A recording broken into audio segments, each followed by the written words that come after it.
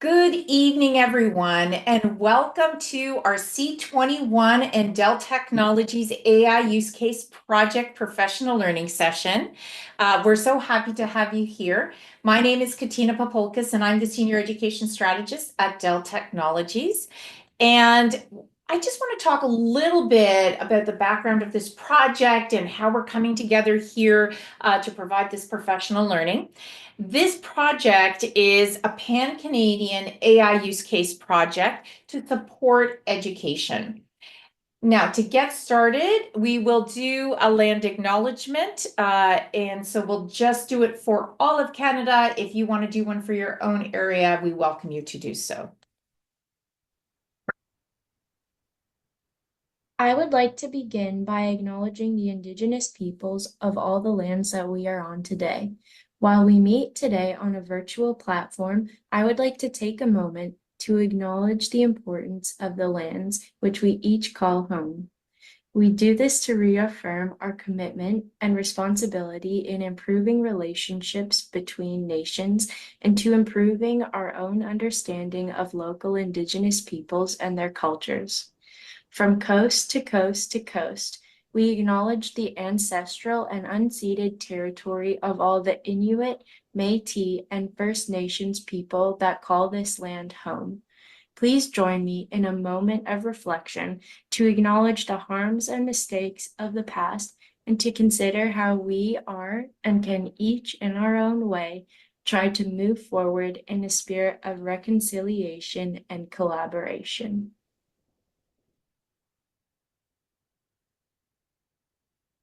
So thank you, and we'll move forward from there. And just to introduce to you that this is a partnership project with C21 Canada and Dell Technologies, and we bring in some other amazing partners. And tonight we're going to be bringing in Amy, the Alberta Machine Learning Institute. Now with C21, they have put out the report on the future of AI in K-12 education report.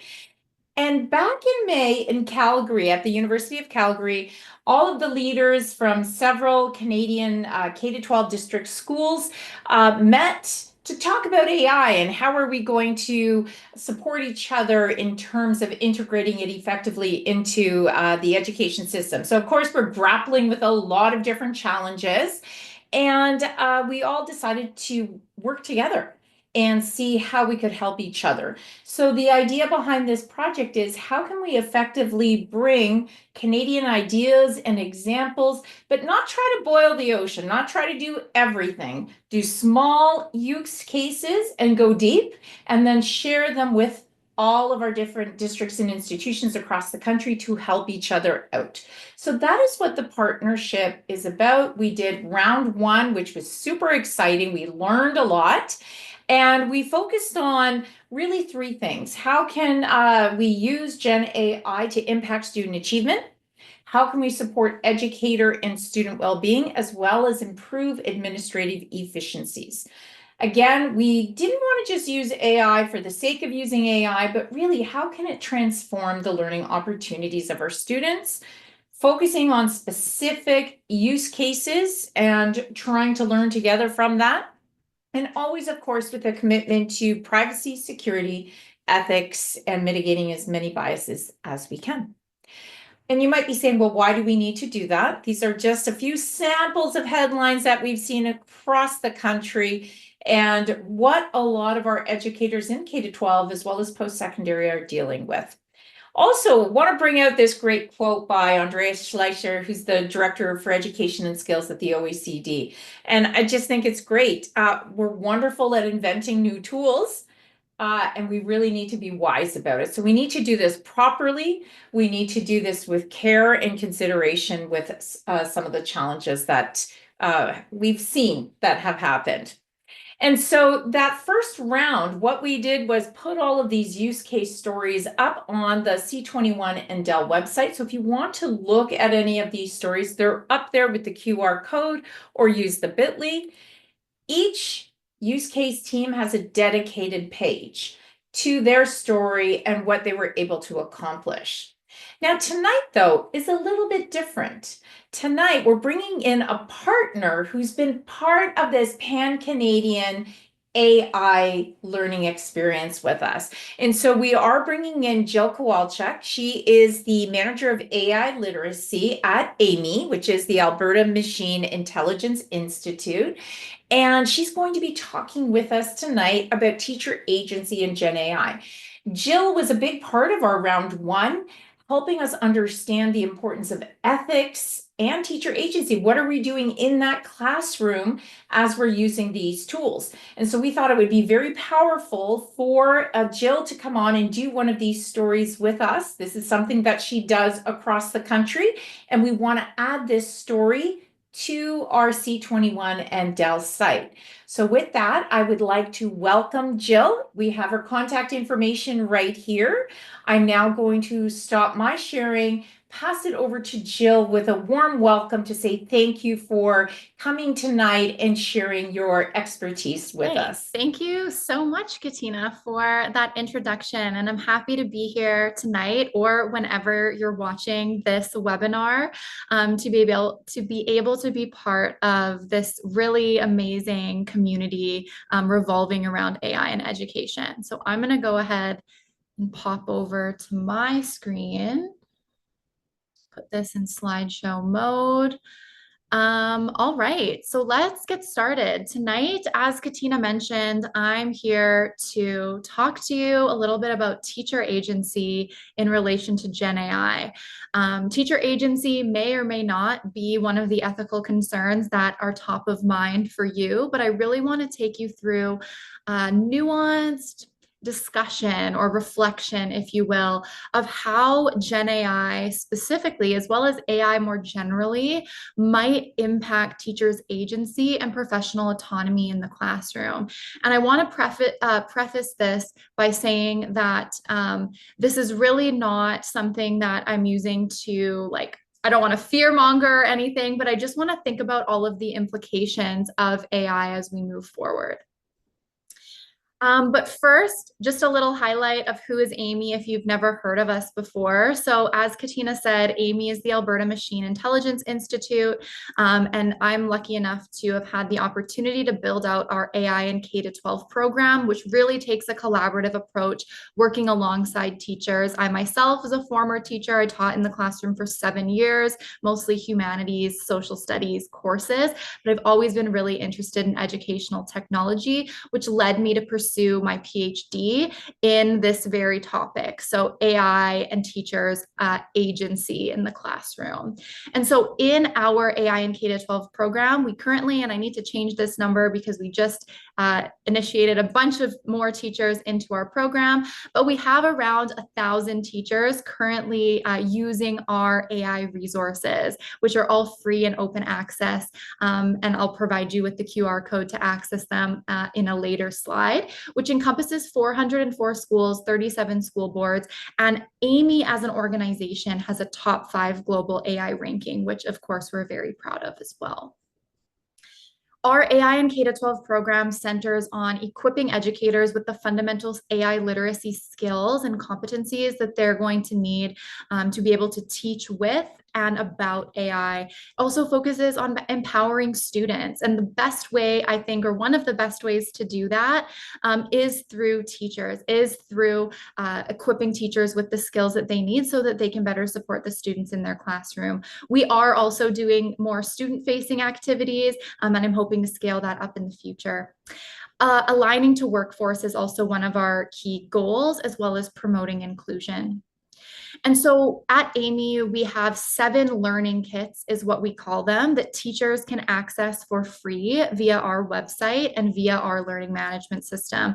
And you can see up here on the screen that these learning kits encompass a variety of topics. They're very much interdisciplinary in nature and include things like lesson plans, assessment materials, videos that we created ourselves, student-facing worksheets and activities as well. And they really do span from K-12. I have bolded our 3 newest learning kits that we just released at the end of February. So if you haven't checked these out, I would encourage you to do so. Again, just some stats here, over 237 unique items for teachers to play around with and enhance your own AI literacy. So if you'd like to check these out, you can do that via the QR code up on the screen. You can also go to the Amy website, and under AI literacy, you'll find the K-12 in education, or AI in K-12 program, where you'll be able to apply, which really just means signing up for free access to the learning kits. Okay, but on to the actual content of tonight's presentation. So I really always like to start my presentations by level setting on some terminology that I'm going to be using. I know that we're all coming from very different places, even if we are all teachers or in the education space. I often still give presentations to folks that haven't yet played around with AI. It is becoming few and far between, but there definitely are folks that are a little bit more trepidatious for engaging with Gen AI specifically. And so I do want to level set on some terminology to start here. When we're talking about AI, I'm really using AI as an umbrella term. This is a field of study that's been around since the 1950s, the 1960s. And it's really this idea of getting computers to act intelligently, very much based on human psychology as well. And then further, we have this further subcategory of machine learning, which has really come into the public consciousness with things like ChatGPT, that was created by OpenAI, and all of the other generative AI tools that are really popular. And I'm going to show some of those in a couple of slides from my work with educators, what's coming up as being the most popular. And so if you haven't tried these Gen AI tools out, ChatGPT is a good place to start, but I will provide some other ones as well. And machine learning differs from traditional forms of artificial intelligence in that it really is what it says. It's getting machines to learn on their own without being explicitly programmed. And so in so doing, these machine learning models are very complex, and they're sometimes referred to as deep learning, or like the black box of AI. This is kind of where the media hype or the fear around AI might stem from, because these models are so complex. It's not as easy to find a bug in the code like we could in previous iterations of artificial intelligence. So again, just this overview here: AI, enabling computers to act intelligent by mimicking human behavior; machine learning, using data, algorithms, and computation or power to enable machines to learn on their own. ChatGPT is an example of machine learning. And then deep learning, which is this further subclass that relies on massive computational power and amounts of data, sometimes referred to as black boxes. But generative AI is really this further category of AI systems that's designed to generate new content or data that is not explicitly programmed. So these systems, they do use machine learning techniques, and I'm not going to go into all of the different types of machine learning today. That's not the purpose, but to give the baseline understanding of what Gen AI is, we do need to know they use this type of artificial intelligence, which is machine learning, to create content in the form of text, images, audio, and video that I'm sure we're all starting to see, whether that's on social media or even in our classrooms. They learn from really large data sets and then generate new content that's in similar style or structure to what they've seen or learned in the past. Now we're seeing generative AI integrated with things like a Google search. So if you log on to your ChatGPT, you can actually use a search function, whereas in the earlier forms of the model of ChatGPT, that wasn't an option. So it was more possible to get those hallucinations, if you will, or the model just stringing words together that sound right. But like I said, I do want to share some of the generative AI tools, or collaborators, I like to call them, that often come up in my conversations with teachers. And so you may be familiar with them. We have tools like ChatGPT. So the little green one with the flower looking thing is the ChatGPT symbol. We have generative AIs like Magic School. So Magic School is very much a teacher facing version of ChatGPT, if you will. It uses the same technology as ChatGPT, but it has this really beautiful teacher interface over top that makes it really easy for teachers to use, whether that's wanting to create a lesson plan, or we even have Magic Student now, which is a companion to Magic School that students can actually use, and that teachers then with the Magic School platform can see how their students in the classroom are using Magic Student. So those two platforms really talk to each other. Now, not all school districts that I work with have allowed Magic School or Magic Student yet for student use. And so that's something to always keep in mind when we're thinking about integrating AI into the classroom. What is your school boards or your school authorities policy for bringing in new tools, especially when they're student facing? We have tools like Question Well and Twee that really help educators develop questions for things like YouTube videos or reading comprehension that are specifically designed for that. We have Brisk AI, which has become more popular as of late as well. Gemini, Copilot, again, very popular with school boards that I work with, depending on whether they're a Microsoft or a Google school board, will depend usually on if they're using Copilot, Gemini, what have you. Amy as an organization, we're Google, and so we often we use Gemini. We have that integrated in our internal workflows. Canva, of course, also has AI integrations, and Conmigo, if you haven't checked that out as well, operates kind of the same way as a Magic School, helping teachers. I think they're saying it's like an AI assistant for educators, right? And so a lot of these platforms, and there's new ones coming out every day, are focused on teacher workflow. But one thing I do often like to mention with the training of generative AI or the training of ChatGPT, a lot of times people think that ChatGPT was just let loose on the internet. OpenAI just said, here you go, you're going to scrape the internet, and that's how you're going to learn. That's definitely part of it. They also used a process called reinforcement learning from human feedback. And this process mirrors a process used by content or by social media platforms for content moderation. And in this case, OpenAI went to developing nations, similar process to what Facebook does for their content moderation, and exploited workers in those developing nations to see that harmful content that we don't have to see when we use ChatGPT.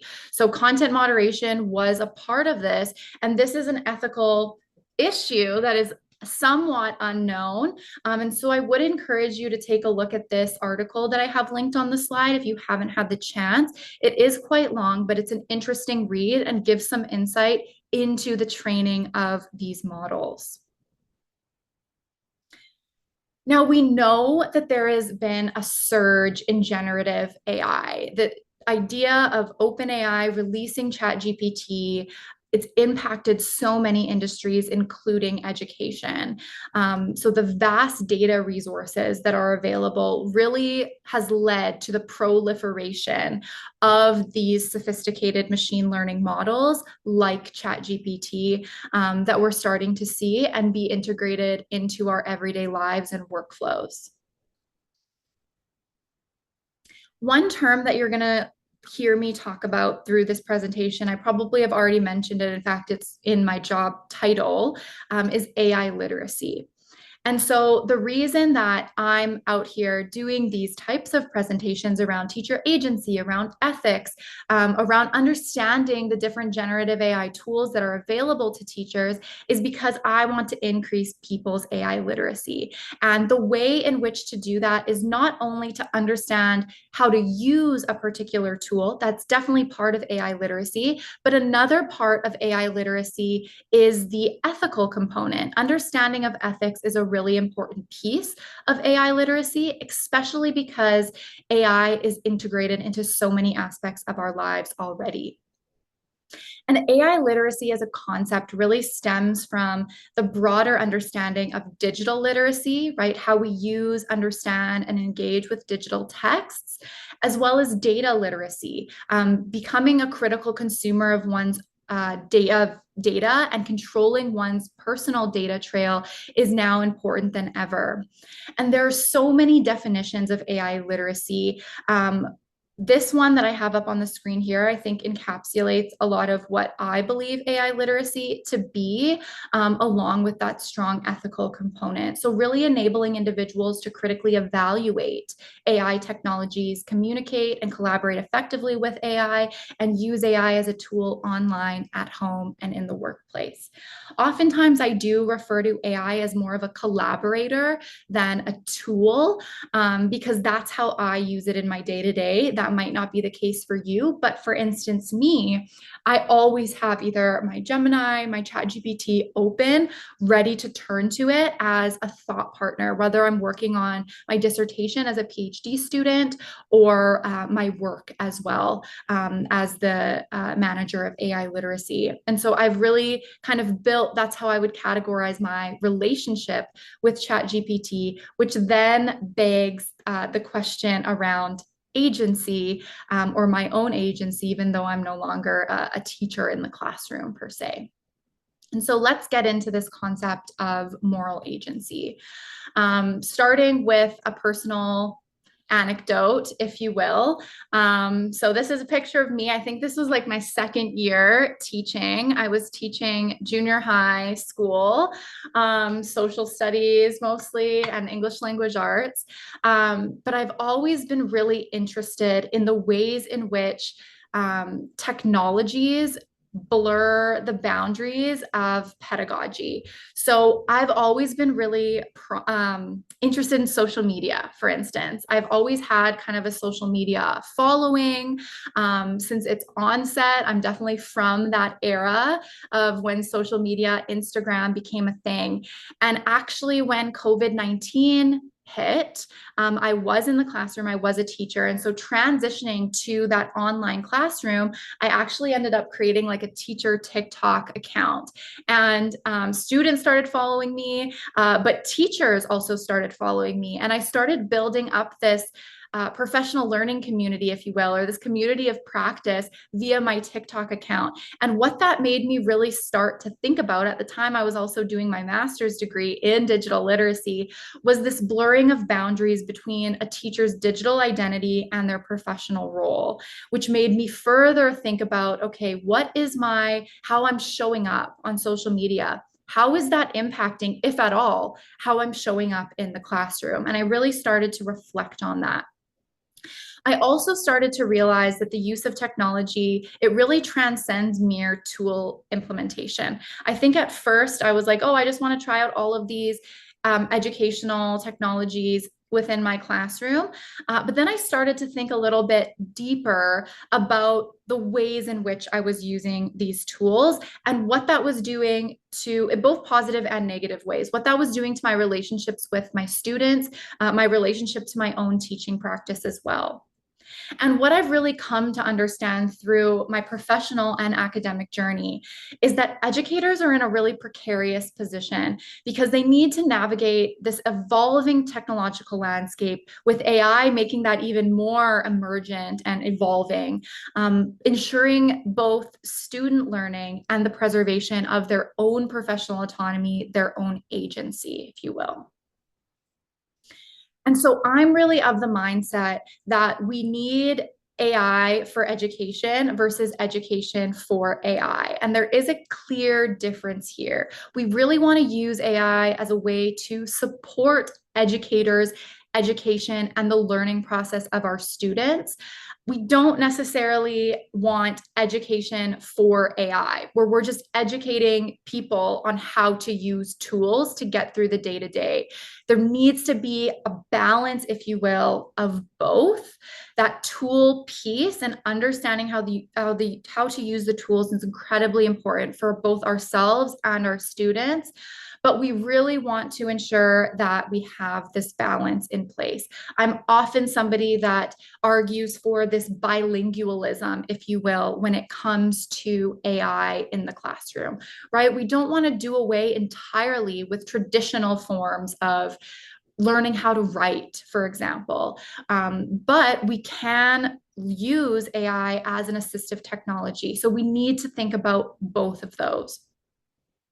And so the ultimate question here, again, is how, if at all, do educators' own perceptions of their agency change in the face of generative AI? And I'm hoping that as I'm talking tonight, or whenever you're listening to this, that you're thinking about or reflecting on the ways in which Gen AI or AI in general, or maybe even technologies impact your pedagogy as a teacher, both in good and maybe negative ways.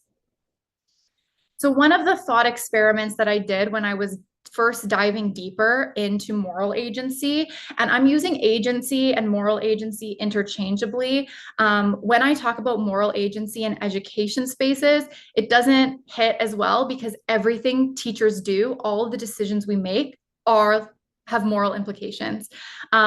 Moral agency is more of that computer science term when they're talking about the agency of these agents, these artificial intelligences, if you will.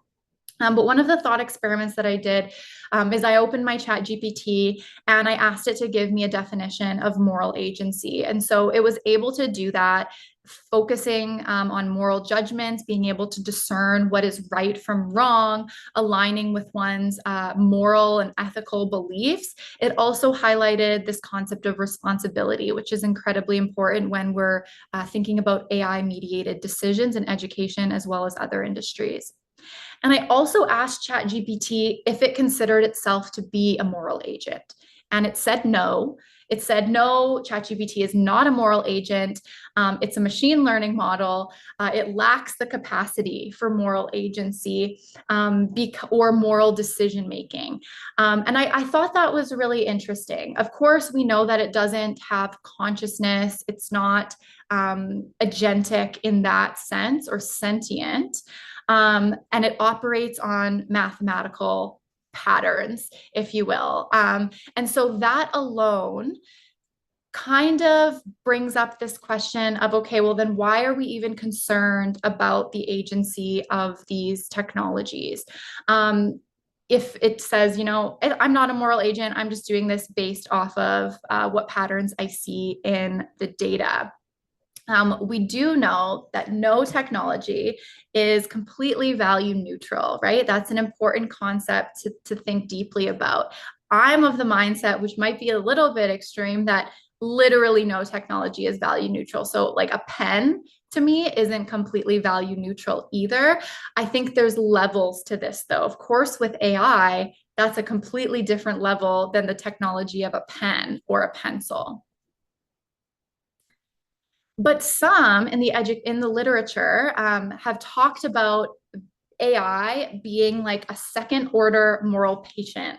And so what this means is that because AI has become more efficient in autonomous decision making, these models should hold some level of accountability for their actions. Some people do believe that some of the responsibility should be on these models themselves, where others argue that it should be completely on the human to discern right from wrong when it comes to AI-mediated decisions. So others argue that AI do not possess the same level of agency as humans, but instead should be considered the second order moral patients. And what this actually means is that they argue that AI should be afforded specific rights and protections due to their vulnerability, and that humans are also second order moral patients, right? Like children, for example, animals as well. We all are awarded certain rights and protections because of our vulnerabilities.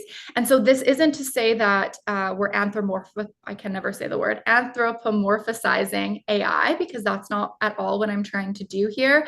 But we do need to think deeply about this question of responsibility, especially when we're thinking about AI being integrated into really like important contexts like education. And so I've also talked a little bit about already this idea of professional autonomy, which as a teacher, you've probably heard about before. To me, I do like to delineate the difference between professional autonomy and moral agency or teacher agency. I really see professional autonomy as something that teachers have, that teachers possess, if you will. I know as a teacher, I felt varying degrees of professional autonomy, often at different points in my career. So at the very beginning of my career, I didn't feel like I had as much autonomy because I was new to the profession. I've also worked with different leaders that determine how much autonomy I feel as though I have in the classroom. And so this is really something that people have or that teachers have, and it's the capacity for them to govern themselves and make decisions in a classroom context. Agency to me is more like a verb or something that we're moving towards or working towards always. And agency is more of like this umbrella term that encompasses professional autonomy, along with things like adaptability, responsibility, and intentionality. And it's informed by our broader socio-material and structural conditions. And so, even diving a little bit deeper into teacher agency here, and tonight we're really just scratching the surface. But I want to make a note that it's not solely defined by the capacity to act or just govern oneself, but it also needs to take into account the structural conditions that are in place. And for education, that can look like class sizes, it can look like funding, it can look like a bunch of different things, right? And so, while a lot of educational policy that I've worked my way through in my literature review portion of my dissertation really prescribes teachers to act in agentic ways or exercise agency in their classrooms. That's really encouraged. But at the same time, some of these policies can inadvertently hinder their ability to do so by ignoring some of the complex structural conditions at play.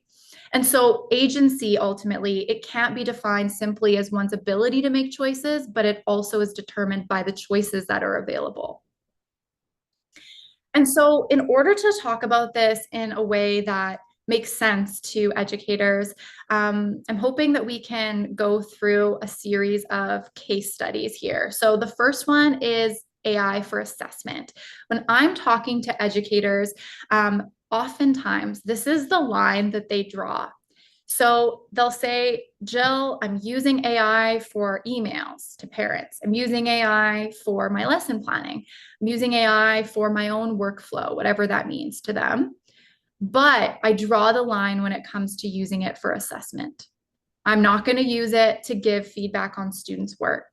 And I always like to ask more questions as to why that is. And a lot of the times teachers feel that assessment is such a fundamental piece of what it is to be a teacher. The ability to assess students, give them that critical feedback. They don't want to introduce AI into that equation. But what we are seeing is a lot of AIs that are being marketed towards teachers, like automatic essay scoring systems, right? We've had Scantrons since the end of time, which definitely is not AI, but it's that, it's grading multiple choice assessments. And sometimes teachers will be like, well, that's okay if it's just doing that. Or I'm using AI to create a rubric and then I'm going to use that rubric to grade the students. Okay, but the actual idea of putting a student's written work into a generative AI model, whatever that is, causes a lot of ethical quandaries for teachers, and rightly so. And so here, I'm just going to read to you a little fictional story, if you will, that was inspired by one of the teachers that I've had the chance to talk to and work with around this very idea of assessment. So we're going to call her Mrs. Thompson. She's a high school English teacher, and she found herself at a crossroads when her school authority officially approved the use of an enterprise version of ChatGPT, or generative AI, for automatic essay scoring. Initially, she was hesitant as an English teacher. She decided to explore the capabilities of ChatGPT to mark her students' papers using her own rubric that she had created. After conducting a few trial runs, where she compared her own manual grading to some students' essays, or some of the students' essays to the Gen AI assessments, Mrs. Thompson was surprised to find a high degree of accuracy in the AI's evaluation of grammar, syntax, and even the coherence of arguments within the essays. If prompted, ChatGPT even offered detailed feedback on each student's paper, including points for improvement, grammar corrections, and suggestions for enhancing argumentative structure. She was encouraged by these results, and so she began to use the Gen AI regularly for grading her students' essays. Further, the use of ChatGPT also allowed her to free up many of the evenings that she had once spent marking.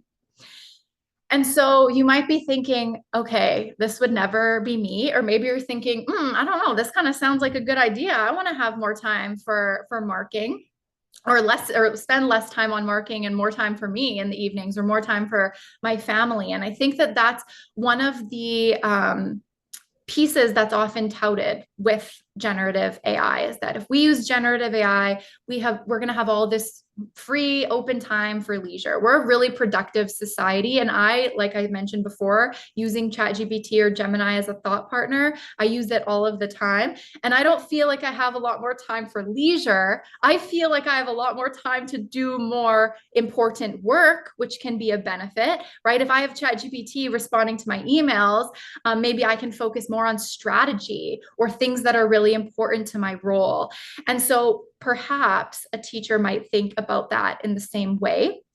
But in this case, we're looking at automatic essay scoring. So inputting students' original work into a generative AI model for feedback that traditionally a teacher would have done. And so I always ask the question, what are the implications of using Gen AI to grade students' work? I do think that's something we need to think deeply about. And what impacts might this have on teachers' agency? Even if it's not at the forefront right now, and you're like, oh, I'm just using this to save time, or I'm just doing this to save time. In the long run, what is this going to mean for the teaching profession, our relationships to our students? And so for me, some ethical considerations come up in this conversation. One is the necessity of consent, or assent if the child is under 18. So have the students and their parents been fully informed and agreed to the use of the automatic essay scoring system? Do they know this is even taking place? And teachers are really in a delicate position here, because the question is, do teachers need to disclose all of the tools that they're using to do their work? Like, other professionals don't necessarily have to do that, but teaching is highly politicized and it's in the public eye. And so if somebody finds out that we're doing this, what is that going to mean for the profession as a whole? So just something to keep in mind. And for me, as an English teacher, as a humanities teacher who often had tons of essays to grade, I feel a certain type of way about taking a student's original work, putting it into a machine learning model without their assent, without their knowledge, and then giving them that feedback from the AI. A lot of the times I would have students write really vulnerable pieces to me as their teacher. And it's part of that trusting relationship between students and teachers. And in a lot of ways, especially in that situation of a personal reflection, if you will, that a student might write, that's a very intimate process, the grading process there. The students trusting me with their words and their writing. And then for me to just put it into a ChatGPT or into a Gemini and ask for feedback, for me, there's a moral question there. That might not be the case for you, and that's okay. But for me, there is. And so I always like to bring that up. And then the second concern I have here is the extent to which a teacher is obligated to critically evaluate an AI's recommendations to avoid compromising his or her agency. So I personally think that it's unfair to expect teachers to go through all of the, because frankly, none of us do this, but the whole legal document when we're agreeing to use a technology or use a tool, to expect teachers to go through all of that and then have the frameworks in place to be able to discern, is this something I'm going to use or not? Of course, there's technologies where you're like, I'm absolutely not using that. Just the knowledge around it, the base knowledge is there. But for AI, it can be a little bit tricky. And so this might be something that needs to fall more at the school board level. And that's what we are seeing, right? There are processes in place for evaluating if an AI tool should be used by a teacher or student.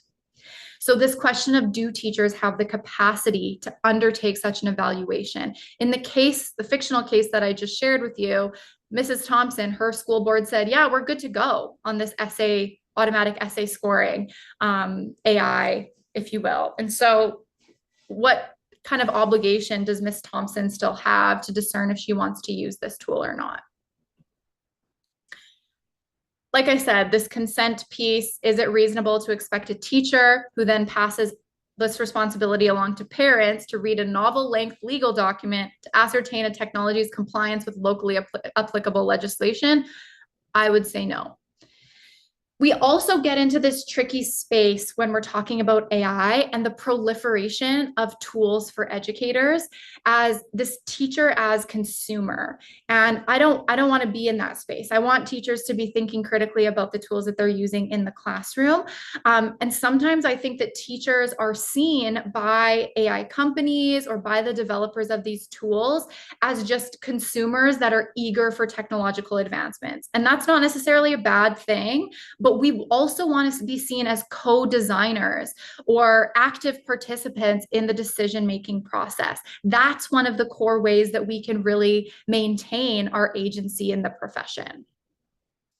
We also don't want to be seen as merely tool users, right? This is that AI for education versus education AI for AI argument coming up again.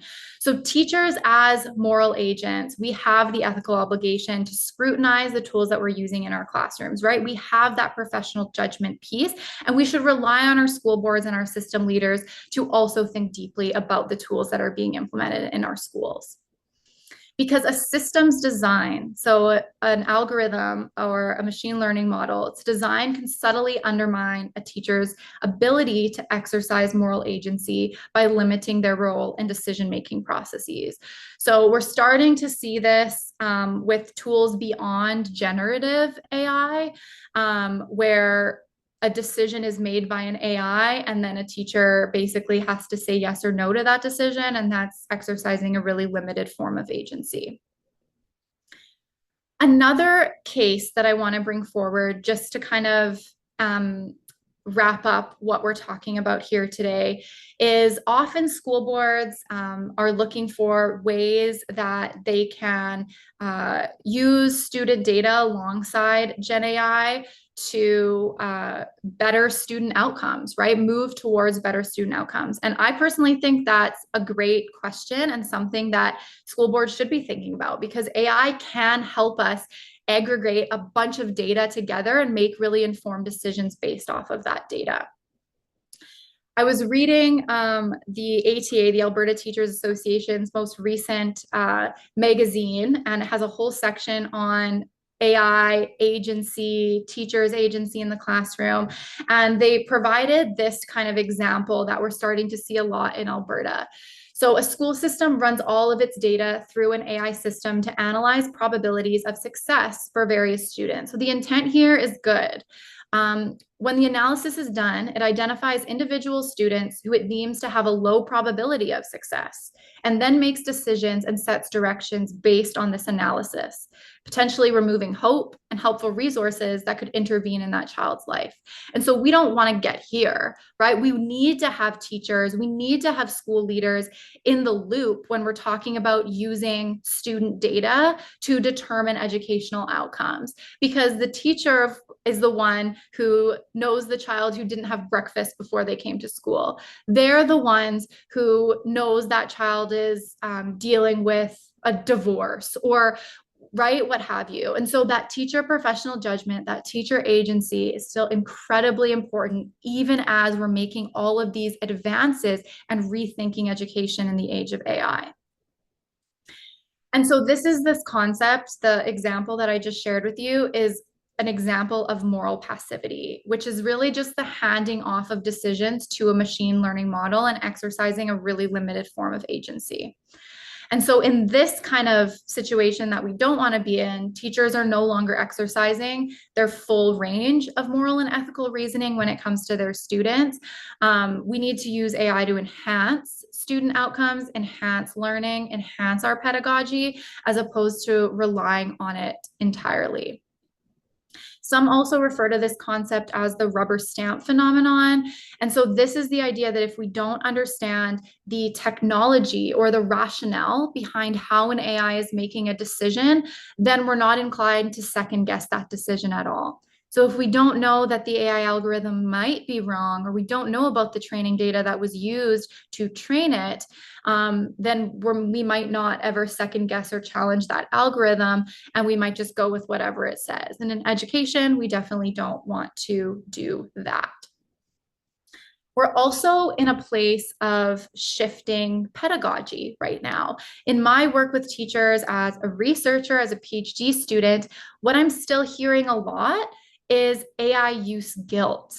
And I'm hoping that doing more around AI literacy will really help fix that problem, because I don't think teachers should feel guilty for using AI to help them in their workflow, to help their students. In fact, I think it would actually be quite irresponsible if teachers weren't talking to students about AI, because it's so integrated in every aspect of our lives. It would be like not talking about the internet. Like, we need to talk about these things. We need to make students critical consumers of artificial intelligence as well. And there is the potential for more advanced AI systems that are going to be deployed in educational context. And so the recognition of outsourcing cognitive tasks is also really important here. Recognize when we're doing that and when that could be good or when that can be bad. We do that every day, all the time to technologies. We outsource certain cognitive tasks, like I don't know a single phone number. I can't get anywhere without Google Maps, right? I've outsourced that part of my cognitive process to a technology. You might think that's a bad idea. What am I going to do if I don't have access to that technology? But for me, it is kind of like neutral. I wouldn't say that's like a completely negative thing. But if we outsource our ability to critical think, that is a whole other question. So we want to make sure we're building up our students so that they still have those really important capabilities in the age of AI, because critical thinking is more important than ever right now.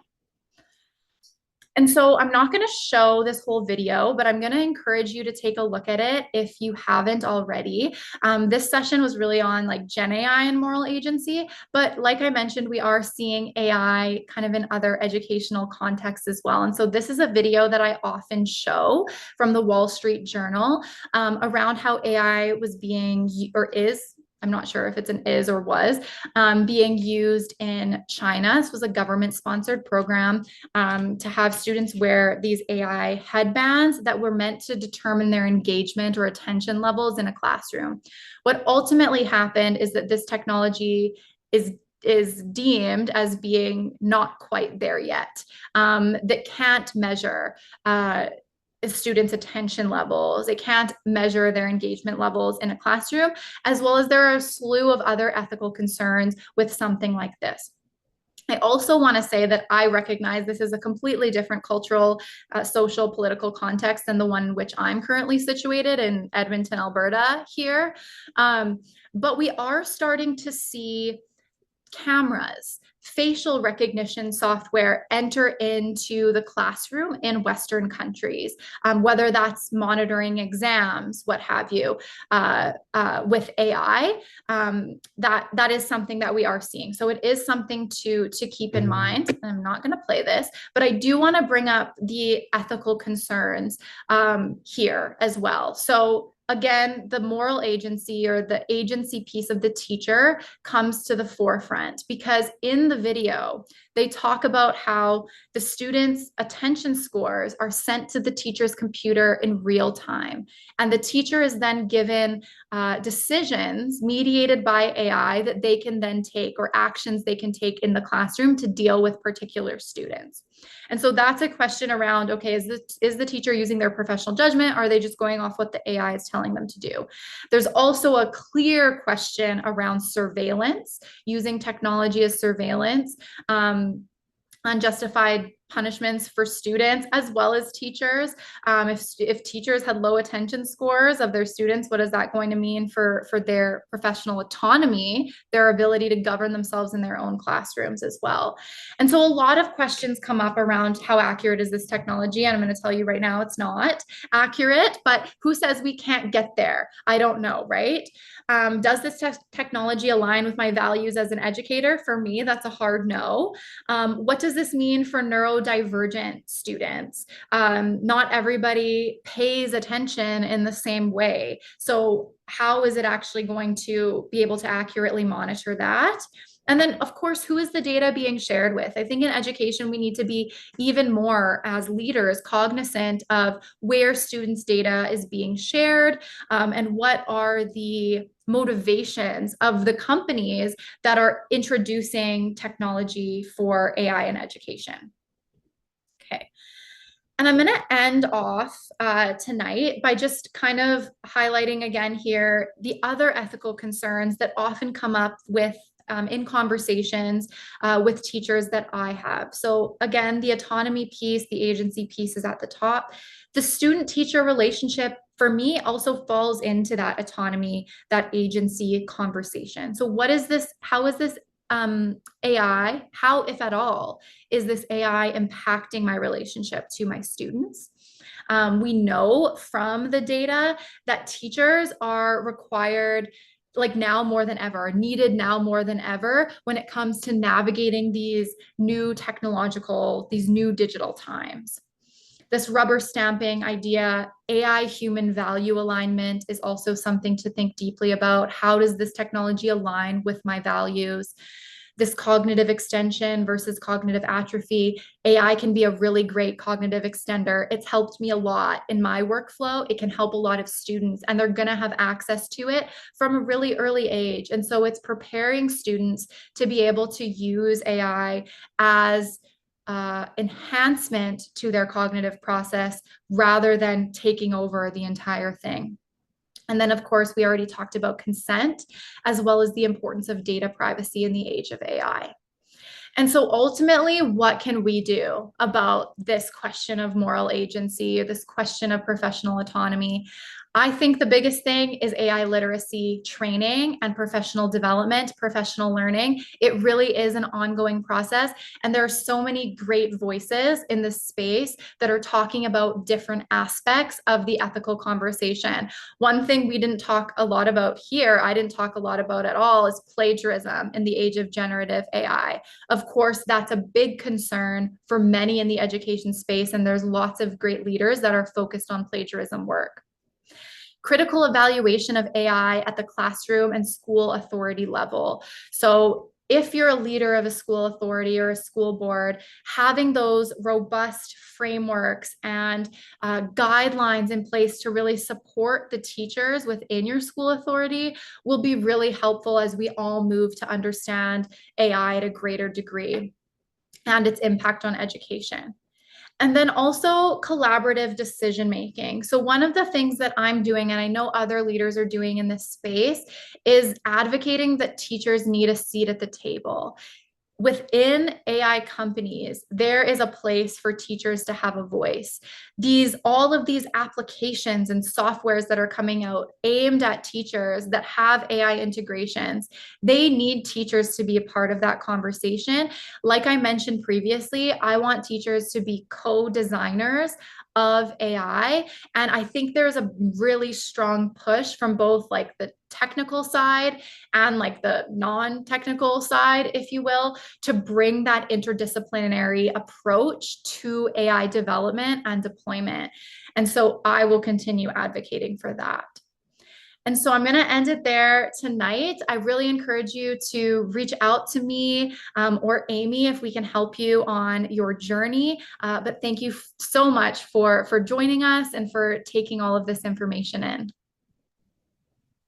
Wow, Jill, that was spectacular. And I learn something new every time. It's just captivating. And, we were putting things in the chat. I've been taking notes because the things that you're talking about, this is real world. This is exactly what teachers are experiencing in the classroom. And we do have to be so thoughtful of how we're using it, why we're using it, what are the impacts of these tools in so many different ways, like how it's impacting those relationships, and of course, all those pieces that you mentioned. So thank you. Thank you so much for sharing your expertise and having just like bringing these ideas and concepts as we're being excited by these new tools and opportunities to transform learning, the other things that we have to be keeping in mind. So it's really the opportunities and the challenges. We have to figure out that balance and how we can do it all. So thank you. Thank you so much for that. I am going to go back to the PowerPoint to share.